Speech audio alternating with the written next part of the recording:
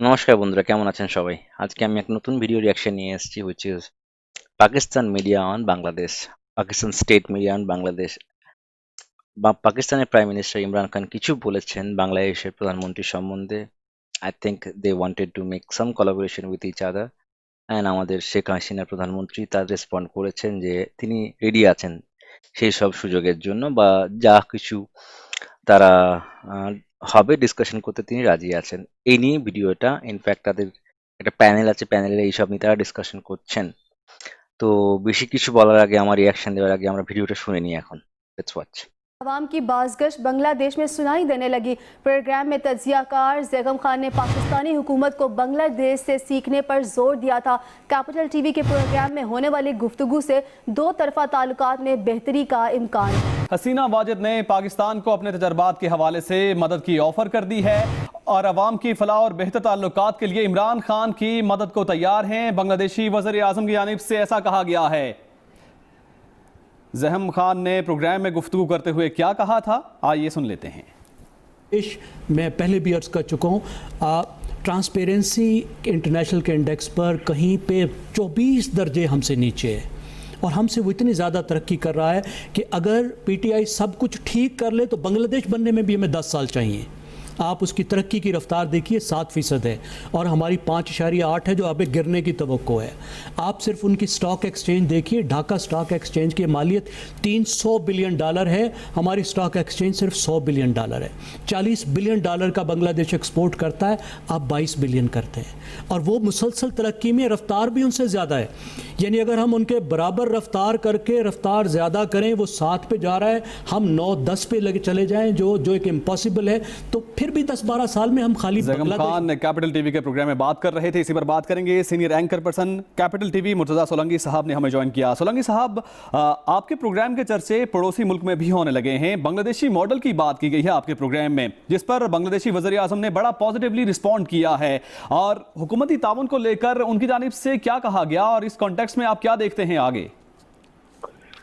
जी, ज़ैगम खान हमारे प्रोग्रामों में अक्सर आते हैं, और चूंकि वो इस मुल्क के मुमताज़ तजिया नगार और डेवलपमेंटल एक्सपर्ट भी हैं, तो ये जो समाजी तरक्की के हवाले से उनका गहरा तजुर्बा भी है और मुशाहिदा भी है, तो उन्होंने बहुत तफसील से ये बात की थी कि हमारे जो चैलेंजेस हैं उसमें हमें स्वीडन बनने की जल्दी नहीं होनी चाहिए। अगर हम बांग्लादेश भी बन जाए और उनकी तरक्की के जो मॉडल है उसको फॉलो करें।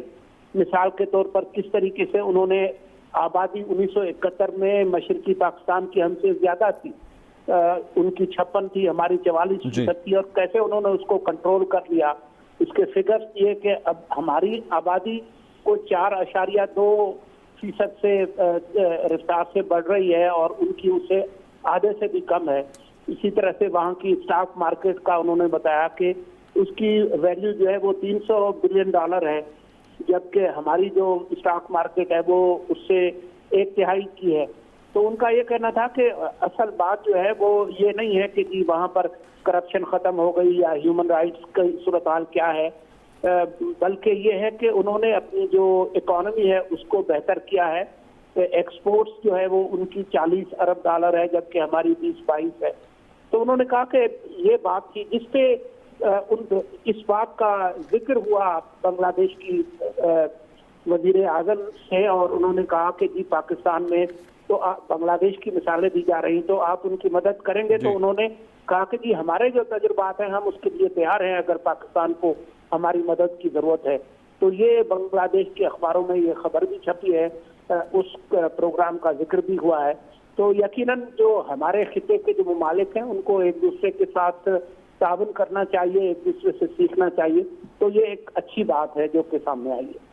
ठीक है, बहुत शुक्रिया। Senior anchor person capital TV Murtaza Solanki हमारे साथ मौजूद थे। आपका बहुत शुक्रिया, आपने हमें वक्त दिया। তাহলে বুঝলেন আজকে বাংলাদেশ কোথায় পৌঁছেছে আর পাকিস্তান কোন জায়গায় আছে। মানে Pakistan is now no wire, পাকিস্তানের কোনো জায়গা নেই ঠেকানো। তাই আজকে তারা বাংলাদেশকে বলছে তাদের পরম বন্ধু, বিকজ তারা কাউকে এখন পাচ্ছে না। তাদের এখন বন্ধু ছিল কিছুদিন আগে চায়না, চায়না লাত মেরে ফেলে দিয়েছে। কিন্তু এখন তারা গেছে বাংলাদেশের কাছে। বাংলাদেশ প্রাইম মিনিস্টার অনেক অত্যন্ত ভদ্র মানুষ, মহিলা একজন, তিনি রেসপন্ড করেছেন যে ওকে, কিছু বলা যায় একেবারে। তিনি অবশ্যই পাকিস্তান প্রাইম মিনিস্টার চলছে যে বাংলাদেশের মডেলে নিজের দেশকে চালনা করতে, বিকজ বাংলাদেশের জিডিপি এখন খুবই বাজে অবস্থা। তারা বলছে 5.6%, বাট এখন সেটা 4%-এর নিচে নেমে গেছে, and Bangladesh GDP is very 7%। বাংলাদেশের এক্সপোর্ট অ্যারাউন্ড $50 বিলিয়ন, এখানে পাকিস্তানের maybe less than 15 billion dollar, যেটা খুবই খুবই কম মানের একটা ভ্যালু। বাংলাদেশের growth in terms of technology, colleges, maybe satellite, তাদের তারা যেগুলো করছে তারা অনেক বেশি, বিকজ বাংলাদেশ এখন ভেবেছে যে দেশকে কিভাবে আগাতে হবে। They have some good governance, যেটা আমি অনেক ভিডিওতে বলেছি আগে, যে বাংলাদেশের যে গভর্নেন্স খুব ভালো। তারা আর্মি ডমিনেন্ট নয়, তাদের শেখ হাসিনা প্রাইম মিনিস্টার, তিনি সবকিছু চালাচ্ছেন একা। আর পাকিস্তান কিভাবে চলছে, Pakistan is been conducted by the army. Army যা বলে পাকিস্তান গভর্নমেন্ট তাই করে। তো আমি জানি না ইমরান খান আর শেখ হাসিনা ম্যামের মধ্যে কি রিলেশন তৈরি হবে। আশা করি যদি ভালো হয়, দুটো দেশই আগিয়ে চললে ভালো হয়। বাট পাকিস্তান এরকম একটা দেশ, আজকে তার বন্ধু চায়না থাকে, কালকে সে পিছিয়ে পড়ে, সে বাংলাদেশের সাথে তাই হয়তো তারা করবে, সেটা শেখ হাসিনা ম্যাম হয়তো জানেন। কিছুদিন দেখে নিচ্ছে, তারপরে লাথি মেরে ফেলে দেবে পাকিস্তানকে, যেটা আগে পাকিস্তান করেছিল বাংলাদেশের ক্ষেত্রে 1971 সালের আগে। সেটা এখন টাইম এসেছে শেখ হাসিনা ম্যামের পাকিস্তানকে লাথি মেরে ফেলে দেওয়ার। যা করেছে 1971 সালের আগে বাংলাদেশের উপর পাকিস্তান, সেটা এখন রেসপন্ড করার সময়। শেখ হাসিনা ম্যাম, প্লিজ আপনি এখন সেই বদলার জবাব দিন।